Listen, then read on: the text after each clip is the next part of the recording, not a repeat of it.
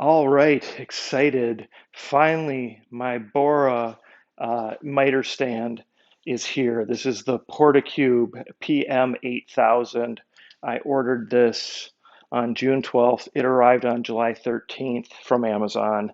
No fault of BORA, all fault of Amazon, unfortunately. And they just kept telling me it was going to be here next week, and it just never was. But again, excited that it's finally here. I made a space just specifically for this sized miter stand table, so I really needed this one to come, and I've been waiting to build a custom dust hood for this, and I didn't want to start doing that until I actually had it, just because I wanted to make sure that I got it, and I wanted to make sure my measurements were right. So I'm going to go ahead and unbox this, show you guys all the parts. I'll do a video kind of assembly of it, and eventually I'll be able to show you the finished product, and then eventually show you the custom dust hood that I plan on making with aluminum. So, all right, looking forward to it, and there's going to be several other videos we splice together as I do different steps of this. Okay, now you can see everything's unboxed and unpackaged, and really it does not look too bad at all. I mean, you can kind of get the gist of it. Over here you have one side, you have the other side right here. Those have the little wings that flip out. You've got your middle piece right here, and your couple brace pieces for the bottom, and your handle there, and your wheels there. So pretty straightforward. I don't imagine this is going to take very long. It looks relatively easy to put together, and a lot of it's, like I came together.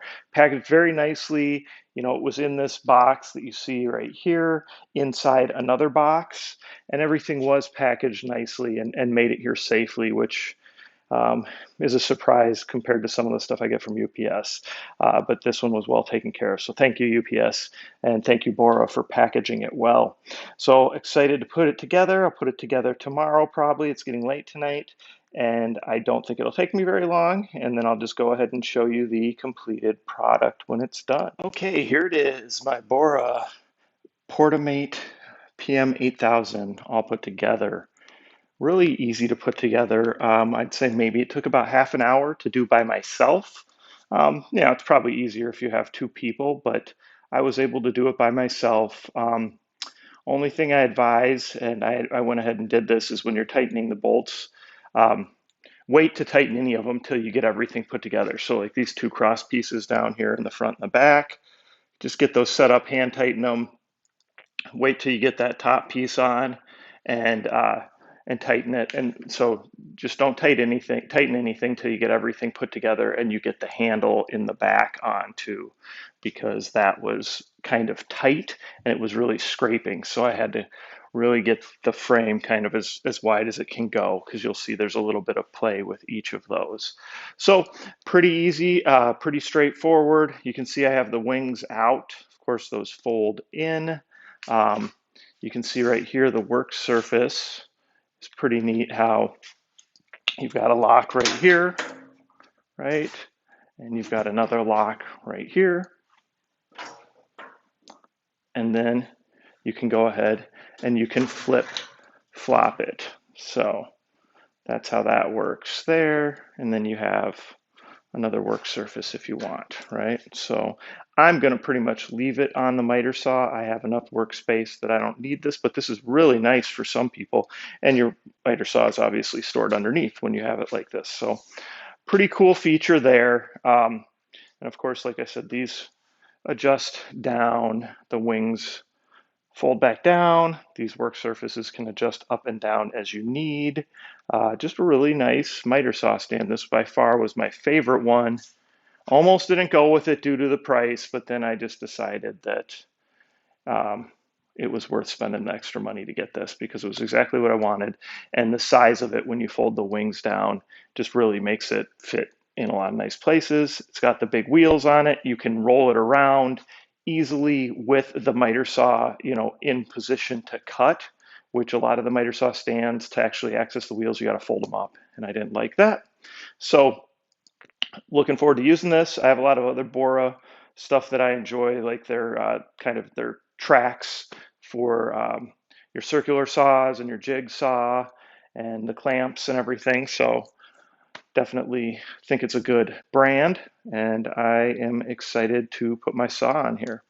And of course, because nothing can ever be easy, the rigid miter saw I have is slightly too big.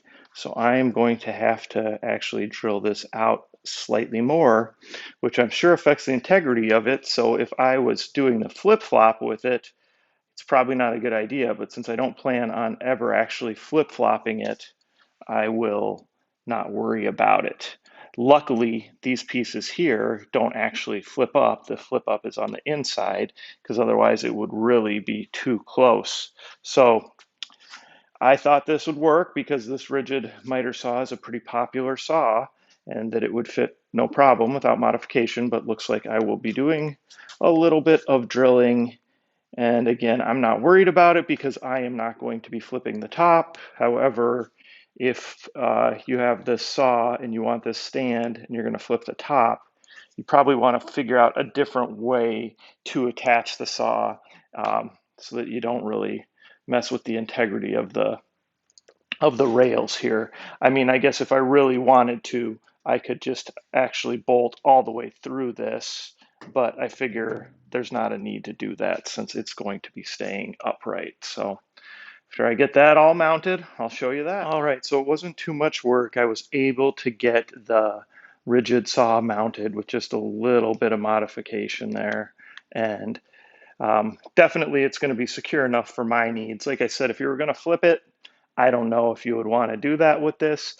With a big 12-inch sliding miter saw, I don't know that you'd want to flip any of them, to be honest. But this one's, just because I did end up doing some little drills, I had to drill over slightly, just slightly. If their slots had gone just a little bit, maybe half an inch longer, then I could have done it without any sort of modification. But it wasn't that hard.